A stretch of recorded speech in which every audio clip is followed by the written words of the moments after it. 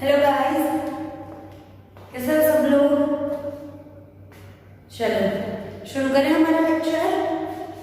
ठीक है, तो लास्ट लेक्चर में क्या किया था बच्चों, हमने लास्ट लेक्चर में हमने एक प्रोसेस नई शुरू की है मेटल की।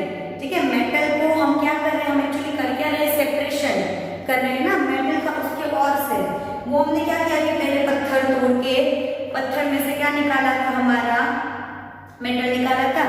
ठीक है, और सॉरी और निकाला था, और में से और को क्या किया, कंसंट्रेशन ऑफ और किया, उसमें से हमने एक्सट्रैक्शन किया मेटल का, जिसमें हमने रिडक्शन की मेथड 2-3 देखी थी। ठीक है, उसके बाद जो एक्सट्रैक्टेड मेटल आपको मिली है, जो एक्सट्रैक्टेड मेटल मिली है वो एक्चुअली क्या है, उस मेटल में कुछ इम्प्योरिटीज है। हमारा टास्क क्या है कि हमें उस मेटल को क्या करना है, प्यूरिफाई। तो प्यूरिफाई लास्ट लेक्चर में हमने शुरू किया था, प्यूरिफाइंग एंड रिफाइनिंग दोनों सिमिलर वर्ड्स है। ठीक है, तो प्यूरिफाइंग हमने शुरू किया था, रिफाइनिंग शुरू किया था। दो तरह के रिफाइनिंग हमने देख लिए थे। पहला हमारे पास था डिस्टिलेशन, 11th में आप पढ़ चुके हो।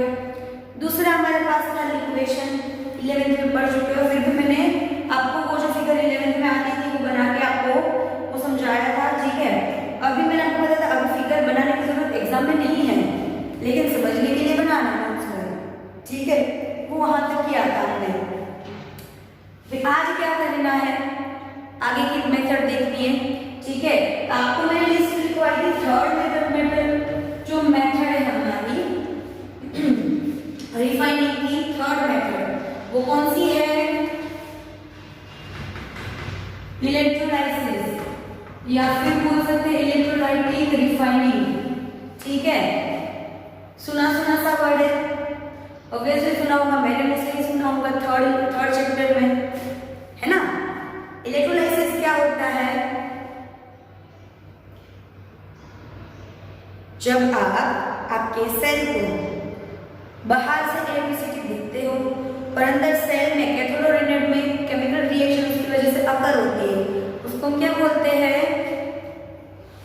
इलेक्ट्रोलाइसिस। यानी कि किस प्रिंसिपल के बेस्ड होता है, conversion of electrical energy into the chemical energy.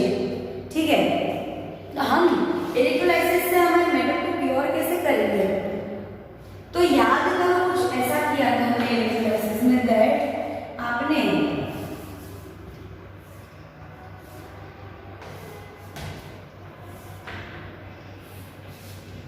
ये तो आपका गैलेरिक सेल हो गया। चलो, आपने अपना सेल लिया है, आपने क्या लिया है, अपना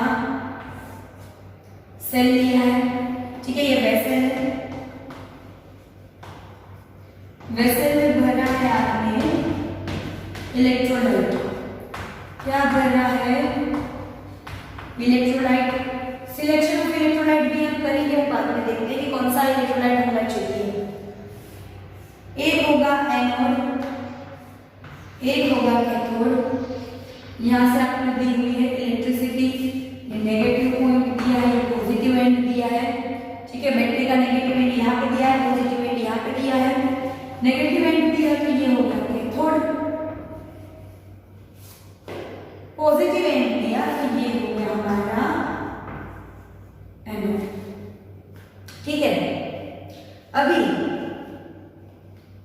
इसमें क्या होगा इलेक्ट्रोलाइसिस में, कि होता ये है कि बाहर से इलेक्ट्रिसिटी देते हो तो जो एनोड है उसके जो मेटल होगी उसके नीचे आयंस जाएंगे, वो आयंस यहाँ तक आएंगे, यहाँ से यहाँ इलेक्ट्रॉन ट्रांसफर हुए होंगे। ये इलेक्ट्रॉन जो है ये इसको मिलेंगे, जो आयंस है उसको, वो आयंस को इलेक्ट्रॉन को लेके क्या हो जाएंगे, वापस से सॉलिड हो जाएंगे, इसके ऊपर जमा हो जाएंगे। ऐसा हमने थर्ड चैप्टर में देखा था। उसका यूज यहाँ पे कैसे होगा, आपका मेटल को प्योरीफाई करना है, मैं क्या करूंगी पता है, जो मेरी इम्प्योर मेटल है ना उसको भी यहाँ पे लूंगी, यहाँ पे लिख लेंगे अपनी इम्प्योर मेटल। एनोड पे मैं क्या लूंगी, इम्प्योर मेटल। ठीक है, कैथोड पे क्या लूंगी, उसी मेटल का प्योर टुकड़ा। सपोज अगर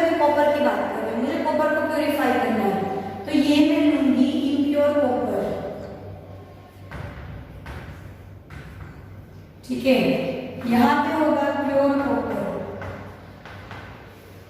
प्योर कॉपर का एक टुकड़ा अंदर का, इम्प्योर मतलब इसमें दूसरे मेटल्स हैं, दूसरी मेटल्स है जैसे कि सिल्वर, गोल्ड, प्लेटिनम, ये सारे मेटल है इसके अंदर मिक्स। ठीक है, तो क्या होगा, जैसे इलेक्ट्रिसिटी दोगे, एनोड में क्या हो जाएगा, रिएक्शन देखो, एनोड में क्या होगा, यहाँ पे कॉपर होंगे सारे, उसमें से कॉपर आयंस यहाँ पे नीचे जाएंगे।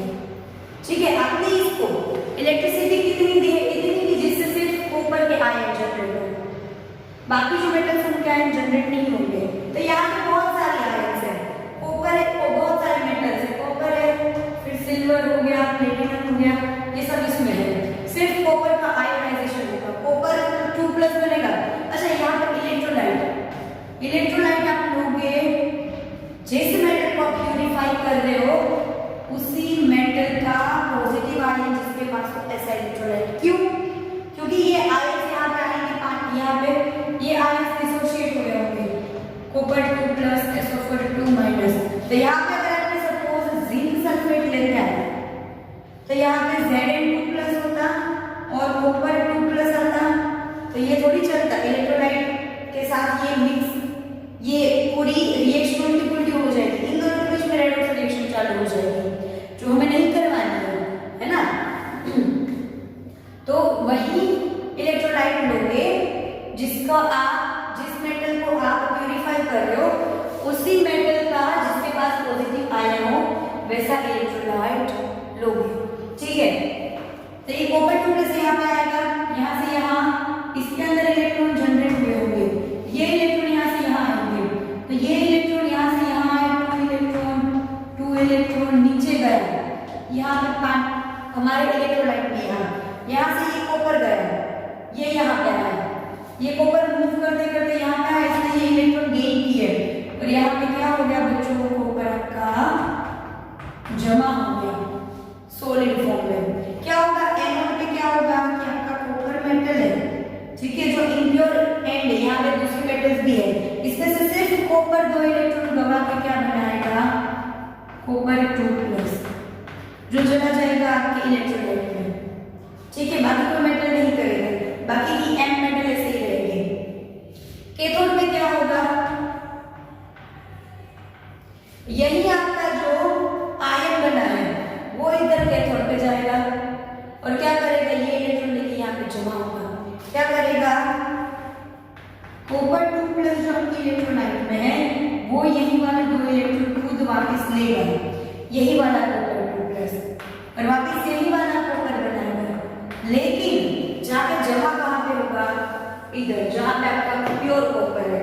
ठीक है, तो इस तरह से कॉपर में से कॉपर ही वापस बना, लेकिन कैसा होके मिला आपको, वो प्योर होके मिला। कैसा होके मिला आपको, आपका कॉपर प्योर होके मिला। ठीक है, तो इसके लिए कॉमन रिएक्शन आप ऐसे लिख सकते हो, कॉमन रिएक्शन लिखना चाहो इलेक्ट्रोलाइसिस के लिए तो एग्जांपल था। कॉमन रिएक्शन कैसे लिख सकते हो, कोई भी मेटल है एनोड पे,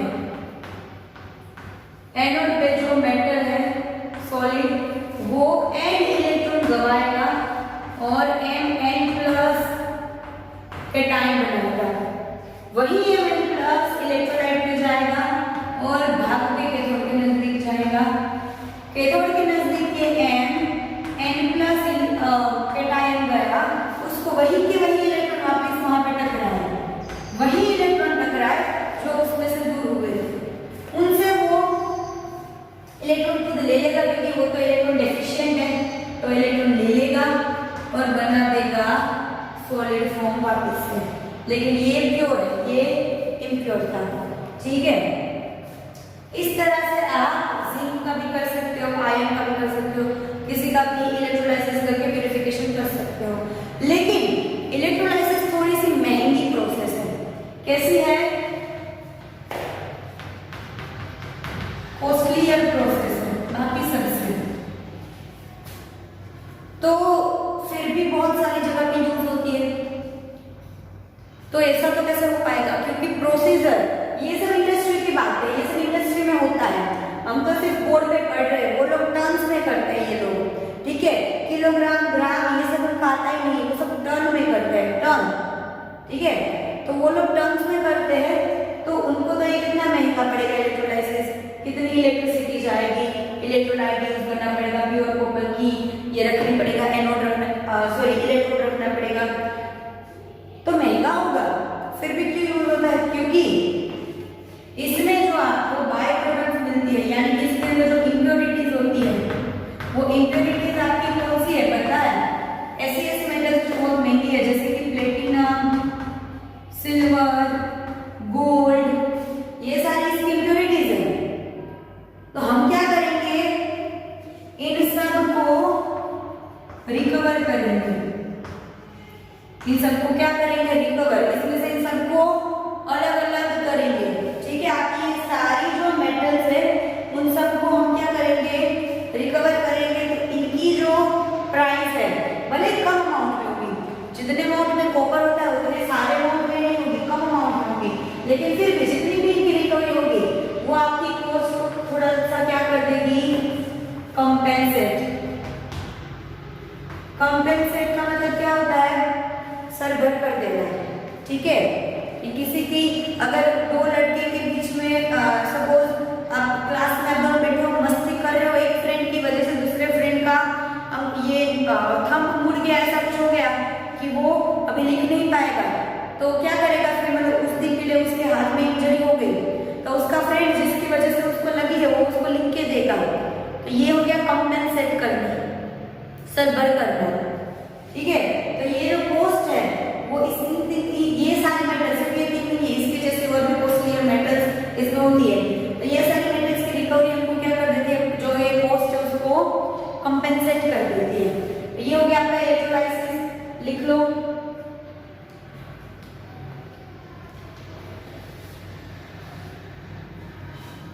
चलो और एक बात सुन लो, मैं क्या करती हूँ, आपको जो जो चीज बोलती हूँ सारी चीज लिखती तो हूँ नहीं, because we are not in primary, right. मैंने बोला कि copper goes to cathode through electrolyte to reduce itself and get deposited on it। ये एक चीज में लिखूंगी, तो ये नहीं है ना जरूरी, ऐसा जरूरी नहीं है, ठीक है। मैं बोल रही हूँ कि कॉपर यहाँ से यहाँ जाएगा, वहां पे डिपॉजिट होगा, जो मैं बोल रही हूँ वो आपको खुद नोट डाउन करना है, ठीक है।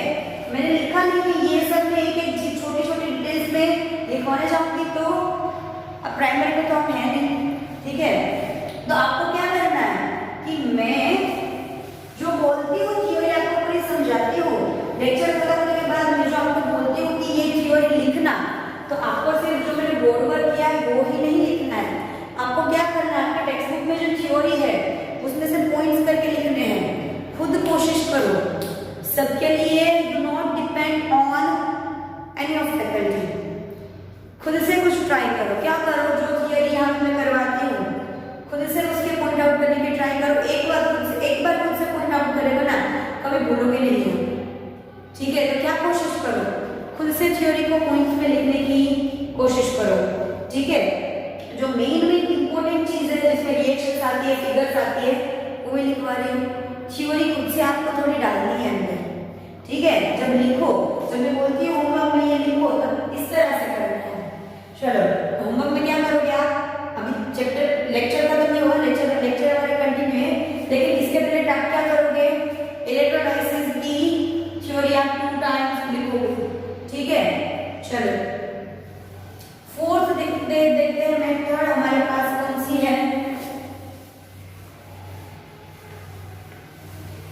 है, नाम लिखवाया था मैंने लास्ट लेक्चर में, बताओ फोर्थ कौन सी है, जोन रिफाइनिंग है ना, क्या है, zone refining. Now what is zone? Zone का मतलब क्या हुआ है, कभी सुना है जोन सुना है कभी वर्ड? हॉस्पिटल से बाहर, हॉस्पिटल के आसपास आप जब जाते हो उस एरिया में, तो वहां पे क्या होता है, साइलेंट जोन है ना, मतलब उतने एरिया में साइलेंट, पूरा वो जितना लंबा रोड है पूरा का पूरा नहीं, जहां तक हॉस्पिटल कवर होता है उतना जोन क्या होता है, साइलेंट जोन। फिर होता है डेंजर जोन, होता है, आपने कहीं सुना होगा कि उतनी जगह उतना ही एरिया क्या होगा, डेंजर। यानी कि जोन मतलब कि आपका जो एक छोटा सा जोन होगा, छोटा सा एरिया होगा, उतने ही एरिया में प्यूरिफिकेशन होता होगा। पूरी आपकी जो सिस्टम है उसमें से छोटे से एरिया में प्यूरिफिकेशन होता होगा। समझाती हूँ मैं आपको। सबसे पहले जोन रिफाइनिंग किस प्रिंसिपल के ऊपर वर्क करता है, तो एक चीज आप लोग जान लो, चाहे इम्प्योरिटीज चाहे कुछ भी किसी भी चीज में, एक चीज दूसरी चीज में उसके लिक्विड फॉर्म में ज्यादा डिसॉल्व होती है। समझ रहे हो? आप बर्फ के ऊपर आपकी शुगर डालोगे तो डिसॉल्व होगी, बर्फ के ऊपर शुगर डालोगे तो डिसॉल्व होगी, लेकिन पानी में शुगर डालोगे तो डिसॉल्व हो जाएगी, है ना। तो क्या होता है, एक चीज दूसरी चीज के अंदर, वो दूसरी चीज के लिक्विड फॉर्म में ज्यादा डिसॉल्व होती है। समझ रहे हो? वैसे ही इम्प्योरिटीज, किसी भी मेटल की इम्प्योरिटीज मेटल के सॉलिड स्टेट से ज्यादा मेटल के लिक्विड फॉर्म में डिसॉल्व होगी। मतलब यहाँ पे सॉलिड है मेटल का, ठीक है, उसको आप लिक्विड बना रहे हो आधे को, तो वो लिक्विड वहां पे बना, फिर आपने क्या किया, उसको सॉलिडिफाई कर दिया, आगे आपने क्या किया, उसको एक सेकेंड में आपको दूसरी चीज से समझा, तो बर्फ से आपने पहले पानी लिया, आपने क्या किया, पहले पानी लिया था, ठीक है, ऐसे ट्यूब में पानी लिया, प्लास्टिक की ट्यूब लेकर पानी लिया, ऊपर आपके जैसे वो ट्रे भर के रखते ना बर्फ की, वैसे इसके अंदर आपने पानी भरा है, पानी में आपने शुगर डिसॉल्व किया है। क्या डिसॉल्व किया है, वाटर प्लस शुगर, ठीक है। अभी इसको आपने बर्फ बना दिया, क्या बना दिया, बर्फ बना दिया। फिर आप इतने हिस्से को गर्मी दे रहे हो ताकि ये पानी बन जाए, वापस क्या बन जाए, आइस में से पानी बन जाए। तो इतने हिस्से में क्या हो गया, आपका वाटर बन गया, ये सारा क्या है, आइस, ठीक है। तो इसमें क्या होगा, वाटर प्लस शुगर है, यहाँ पे भी वाटर प्लस शुगर है, लेकिन फिर आपने यहाँ जो गर्मी दी थी ना, उस गर्मी को आप आगे ले गए, जिस भी चीज से गर्मी दे रहे हो उससे इतने हिस्से में अभी गर्मी दी, यहाँ से गर्मी हटा दी, तो इतना लिक्विड हो जाएगा, ये सॉलिड होगा। लेकिन जब ये सॉलिड होगा, एक्चुअली क्या हुआ, लिक्विड फॉर्म यहाँ से यहाँ ट्रांसफर हुआ, लिक्विड फॉर्म यहाँ से यहाँ ट्रांसफर हुआ, तो लिक्विड फॉर्म जो है, वाटर जो है, वो शुगर को अपने साथ यहाँ से यहाँ लेते जाएगा। समझ रहे हो? फिर यहाँ करोगे तो इन दोनों हिस्सों का शुगर यहाँ लिक्विड के साथ जाएगा, फिर लिक्विड इतने में जाएगा तो इन तीनों हिस्सों का शुगर यहाँ जाएगा, फिर इसमें यहाँ तक गए, इतना गर्म किया तो इन सारे हिस्से की शुगर यहाँ जाएगी, और ये पीछे जो बर्फ है वो शुगर लेस होती जाएगी। समझ रहे हो? तो इस प्रिंसिपल पे ये वर्क करता है हमारा। समझाती हूँ कैसे। प्रिंसिपल क्या है इसका, कि this method is based on the principle that, कौन से प्रिंसिपल पे, impurities are more solvent, are more soluble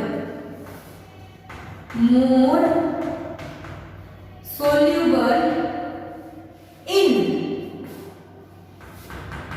liquid form of metal than solid form. क्या होगा, आपकी इम्प्योरिटीज जो है वो लिक्विड मेटल में ज्यादा डिसोल्व होगी सॉलिड मेटल से।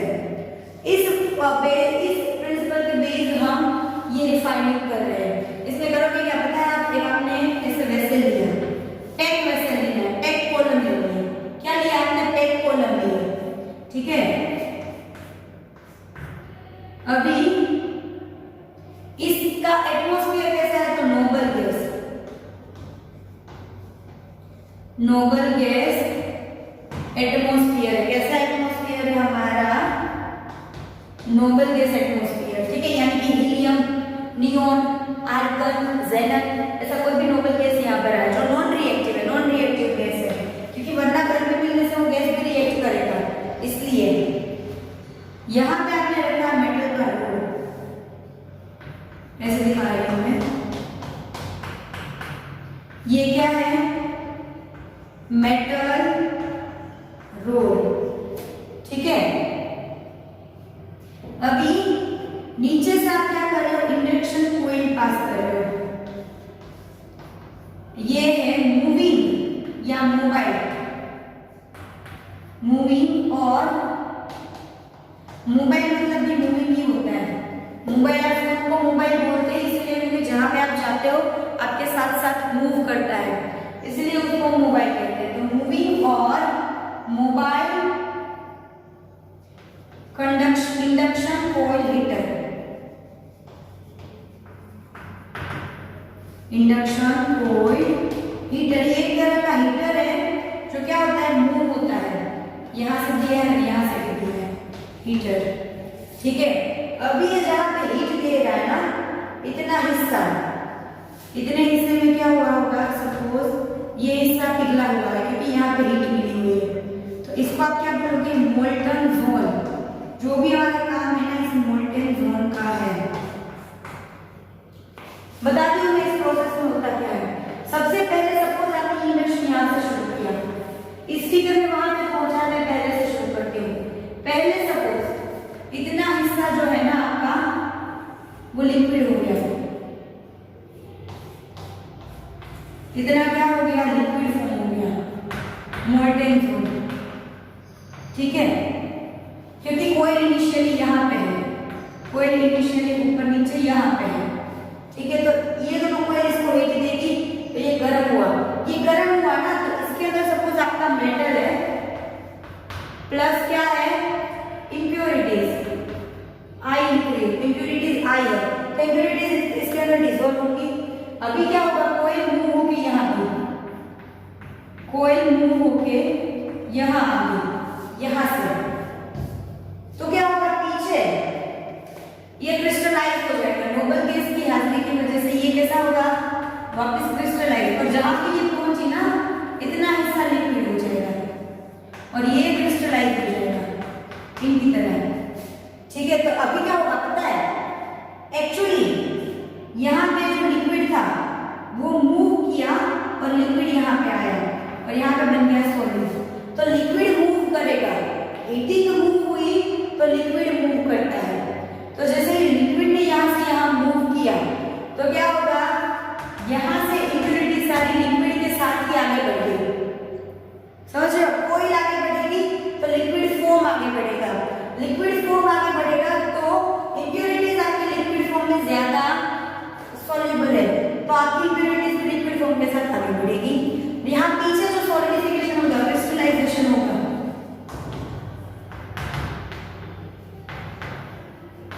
इसमें क्या होगा कि आपको प्योर मेटल मिलेगी। कैसे मिलेगी, प्योर मेटल।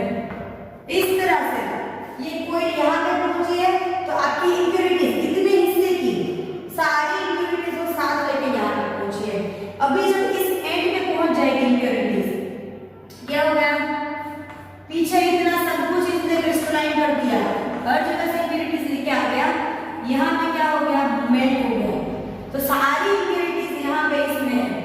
फिर क्या करोगे, आपको लगेगा कि शायद थोड़ी इम्प्योरिटीज भी से छूट गई होगी तो क्रिस्टलाइज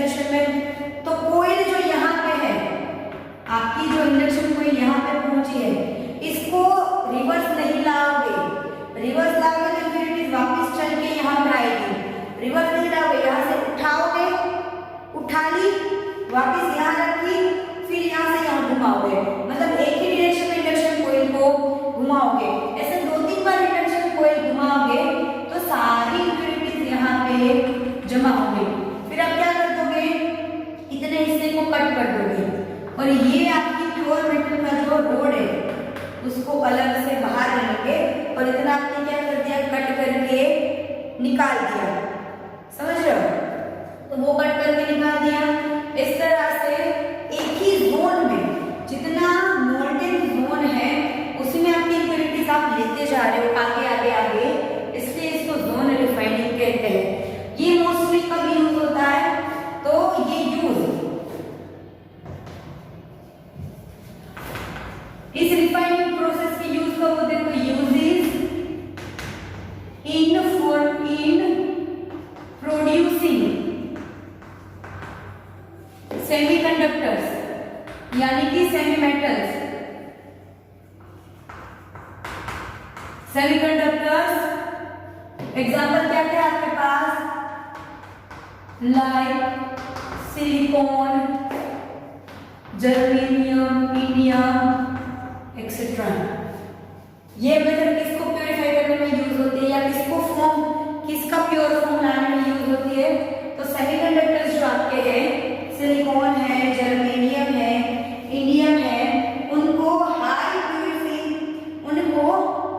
हाईली प्यूरिफाई करने के लिए यूज होती है। ठीक है, आगे अच्छे से समझ में। जोन रिफाइनिंग होमवर्क में क्या करोगे, इलेक्ट्रोलाइसिस और जोन रिफाइनिंग दोनों ही 2 टाइम्स नोट्स में लिखोगे। ठीक है, बाकी मिलते हैं हम लोग नेक्स्ट लेक्चर में। जो 2 मेथड बाकी है, कौन सी वेपर फेज रिफाइनिंग और क्रोमेटोग्राफिक मेथड, उनके साथ मिलते हैं हम लोग नेक्स्ट लेक्चर में। ठीक है, चलो।